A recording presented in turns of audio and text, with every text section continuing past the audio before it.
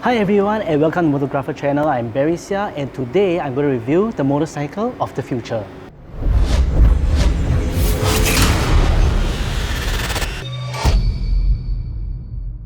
This motorcycle that I'm reviewing is the most unique one ever. I've never ridden an electrical bike before, so this is fully electric and it is by Energica and then it's by Energica brand.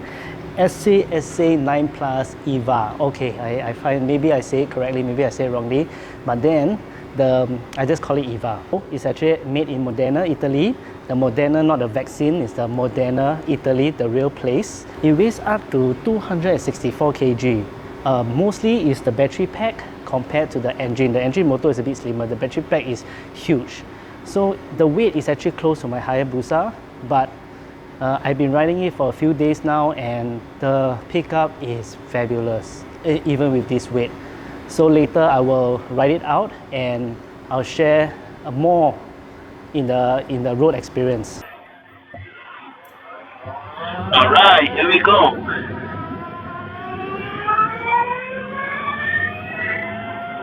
Well, the pickup is really very instant. And it is really quiet. So you can hear that there's no sound, nothing. So it's really weird. But I find that this can be also a little, actually quite dangerous because the vehicles cannot hear around you. Even though you're beside them. You know, at least in the exhaust sound, at least people can still hear you. But this is only wheezing, and it only wheezes when you're moving. So yeah, let's hear the pickup. Wow, very instant, man. And it's actually 264 kilos, you know. And it can handle the pull real well. I tried the sports mode, and the sports mode is like super, man. So, a little right there. The agility is not bad. I find that it is very agile, very easy to handle, along corners, along simple turns, quite well. The thing about when it comes to corners, you cannot just close throttle like that. You cannot just close. You need to have a very slight throttle, just very slight, to actually maintain some corner speed. And then a moment of silence. Very silent. Everybody must be wondering, what is it? What bike is it? One thing about the bike, when it actually has an engine brake, it actually slowed down quite well, but it also sounds like the siren. You know, when people just hear me, they'll hear like a... So they will think it's just like a siren, like ambulance kind of thing. But engine braking is actually quite good. So there's front engine braking, there you go. Actually it slowed down quite well, you know, and this is low. So just imagine medium and hard, but I think I'm fine with low. You know, at this point of time, usually I will gear down, I gear shift down, but no, there isn't any gear for me to even gear shift down. So I only can just maintain throttle. It's like an e-scooter, but with more power, much more power, 80 kilowatts of power. So there you go. But after a while, I think it takes about 2-3 days to really understand it. But let's say you just start off riding, you know, just start only, okay? This bike is easily adaptable. I only start feeling the weight if you don't have enough corner speed. You'll feel like falling. It's like, you just brake and then at the hard mid corner and then you fall, you know, kind of thing.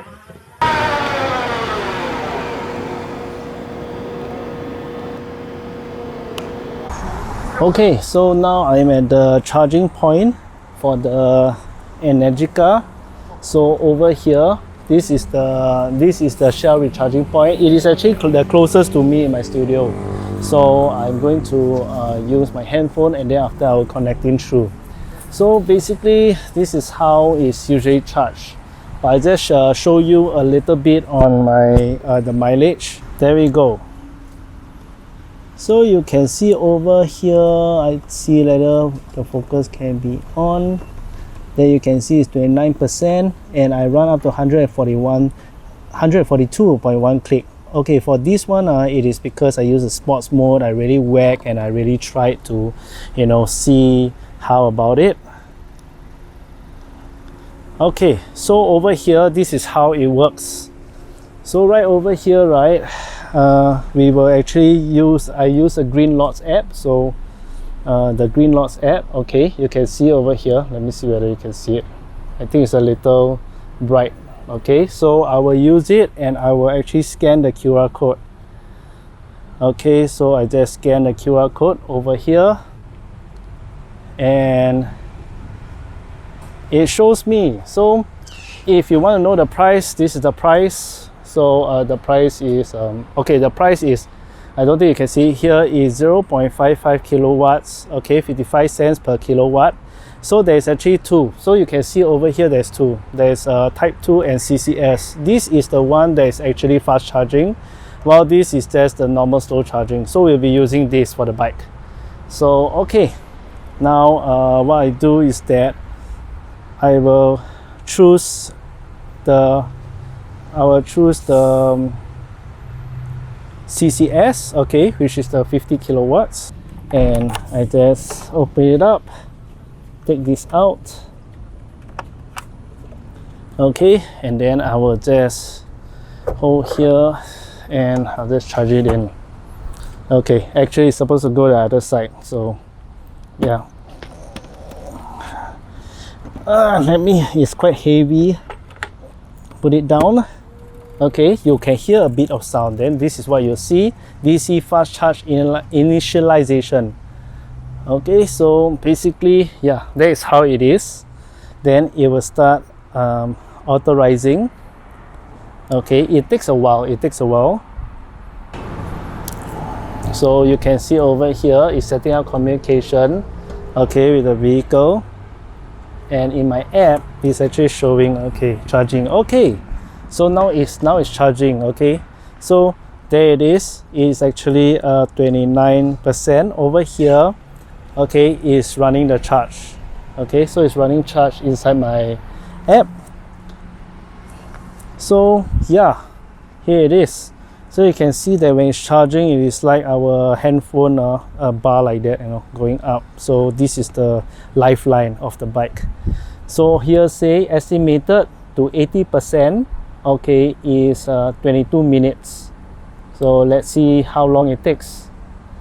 So over here, okay, is let me share with you a little bit. So this one is where the charging point is. As you can see, there's over here, there's a kind of a fan looking thing. Basically the fan is like a CPU fan like that. So inside there's a computer below that's running up to 16 million codes while you're riding the bike. So you can just imagine. So it actually needs a bit of ventilation over there. So you so over here so far it's been already around 19 minutes, 20 minutes, and it has already charged up to 61%. So over here, okay, I think you can see over here is 61%, and so far 5.4K, okay, by 5442 kilowatts has been delivered and is still running, so 62%. So actually I find that for the lower percentage, it will charge quite fast. But when it comes to the higher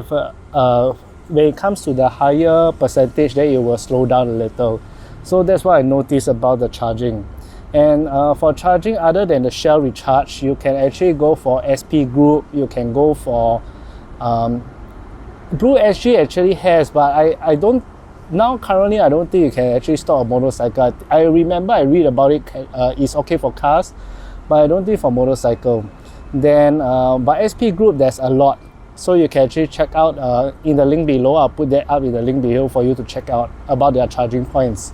But the Shell one, this Shell station is nearest to my studio, so that's why I rather come here. The downside about it is that over here in the Shell recharge, there's one issue, is that there isn't any shelter, which I find that it is absurd. Okay, you check it out. So I'm now charging the bike, right? And then look around me, look above. Okay, look above, look on top. You see there isn't any shelter. So, you know, if there isn't any shelter, then when it rains, how? You know, can I, or while I'm charging and there's a sudden downpour, especially in Singapore. So I really hope that at least Shell would actually look into that. I did see other Shell stations that have this charging spot, but there is shelter. I don't know how come this one don't have. Hopefully they will fit on in future. I don't know. For this bike, it is under the Class 2 category. If those who have just got their license or renewed their license, let's say you lost it and you replace it, you're able to see the class tiers that you have. So for rough an idea, for Class 2B, it will be not exceeding 200cc. That is the usual one. But then for the kilowatts is 15, not exceeding 15 kilowatts, 15 kilowatts. Then followed by the Class 2A, we cannot go above 400cc. It's exceeding 15 kilowatts, but not exceeding 25 kilowatts. For Class 2 bikes, it's exceeding 400cc. So we can ride above 400cc, which is for the kilowatts for electrical bike is exceeding 25. You can exceed 25 kilowatts. So for this bike, it is 80 kilowatts, it's 80 kilowatts, so it's a Class 2 bike. You can find out more about the bike with the link I put in the description below. For the design of the motorcycle, I find that I really like the naked street bike look. At least they really put in effort to actually really think on what type of design to put on, because I see those electric motorcycles, the newer ones, they have concept, it looks very robotic. I find it's just a little over robotic or even over conceptual. So I find that this is actually a very slick design, naked bike concept. It doesn't look really off. It feels, it looks comfortable as well, and the seat is broad, so it's really very comfortable. The handlebar is a little wide though, because I find that the handlebar is a little too wide for my comfort. I hope it can be slightly a bit narrower, but overall it's actually still manageable. It comes with a flush pillion seat bar, so it's actually under the seat, so you cannot really fully wrap your hand around it, but at least there's something to hold. And it also has the dual USB port as well built in. For the low speed, it's still manageable, but you just need to throttle a little bit because you do not have any free play. It's not like, okay, sometimes we want to have a little free play, we need the bike to move a little more. So what we do is that we clutch in, clutch out, we play with the clutch to handle our engine braking kind of thing. But this one does not have, it's only the throttle. So that's a difference that I feel about the bike. Other than that, it has also regenerative braking, which feels like engine braking. So what is regenerative braking? Basically, right, is that when you actually so-called close your throttle, the bike will have a pull. That will actually kind of reverse the electricity to actually go, how to say, is that like an alternator to actually generate electricity, a bit of electricity back to the battery. So it kind of like, it's like a hybrid kind of thing. So your battery will last a bit longer, but it does not mean you every time engine brake you can actually charge back full. No, it doesn't work that way. It is a little complex, but if you want to find out more, I'll put a link below in my description for you to understand more about regenerative braking. And one thing about this motorcycle, I think it's the very first one, and I hope that actually my Hayabusa has it, is that it actually has a reverse feature that actually helps work as a parking assist because the weight of the bike is too heavy, it's 264 kg. So you just imagine your lot is at the, you parked in, head in, and then it is on the slope. So you try to reverse out, you know, you need a friend to help you pull. Actually, for those who actually ride with me, when I ride with my Haya, sometimes this happens, so I get my friend and say, can you give me a hand? Okay, because on slope. But for this, you can actually set to reverse mode. To reverse, of course, they will say, okay, please look behind and reverse back, and then after that it will roll up, and then after that you can press again and it will actually move slower than normal to actually help you to assist in your parking. So you won't have parking problem within the stroke area. So now let's talk more about the electronics. But I really like this cool part, as you can see over here. You see this design, because when you start, check this out.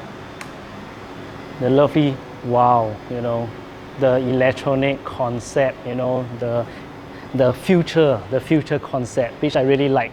So let's go into the electronics and see what is there inside for us. All right, here are the electronics. Let me go to a set mode. So you can see over here there is eco, there is urban, rain, sport. These are the riding modes. So of course the urban, rain and eco actually has a speed limit, and sport is the full potential of the bike. The sport is really very fun. You can feel the pickup is much more compared to urban. Okay, so you can see all this, and then at the side, on the right side, you will see the setting for the engine braking, kind of engine braking. So usually I set to low first for start. I've been trying. Medium I find is a little too much for me already. Then for high, I do not even want to try. But then, you know, some people go for that. But go for low is good enough for my riding. So let me change mine to urban. So I usually go this setting to try around. I try the sports and urban. The rain is much more lesser power. So that's about it. Then another part of the electronic is you have traction control. Okay, you can actually choose 6 levels of traction control. I just put level 3 and I find that it's decent enough. So far, it's easy to ride. This bike is really very easy to ride. So yeah, these are all the electronics that come with it. There's also more features which you can find out more in the link below. Okay, so this is how the bike works. I turn the ignition on and I wait for the screen to be up. So now it's ready. So I go and press the front brake and the starter switch. Then you will see that there's actually a go icon right over there. Okay, so from there, then we can start moving.